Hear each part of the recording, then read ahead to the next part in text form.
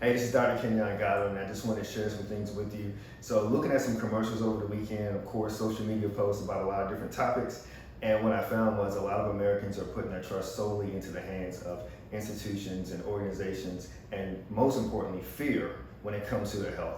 And I don't think that's a good idea. So health has always been an inside job. Matter of fact, the World Health Organization, not Dr. Godwin, but the World Health Organization defines health as a state of complete physical, mental, and social well-being. And get this, and not merely the absence of disease or infirmity. Well, what does that mean? That means that one can not have symptoms and still be unhealthy.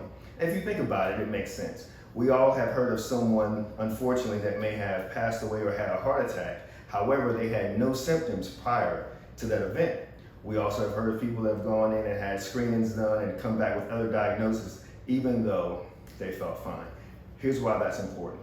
The top 5 killers in the United States are the same today as they were pre-COVID. The top 5 killers in the United States are linked directly to lifestyle. Why is that important, you may ask? Well, when you look at the rates of hospitalizations and deaths from this pandemic, most of those people had those top 5 conditions, whether they had symptoms or not.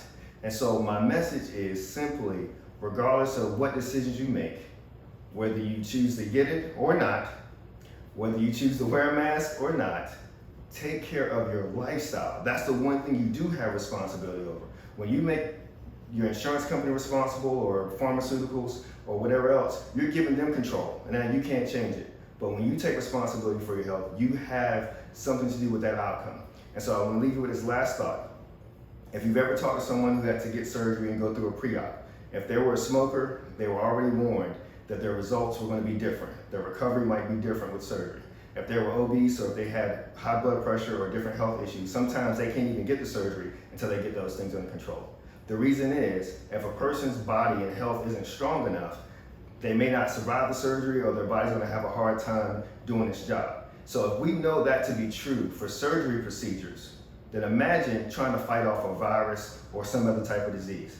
It's the same principle. The body is in a weakened state. It's been compromised, therefore it has a hard time working. So anything that I've said, feel free to check and look for yourself.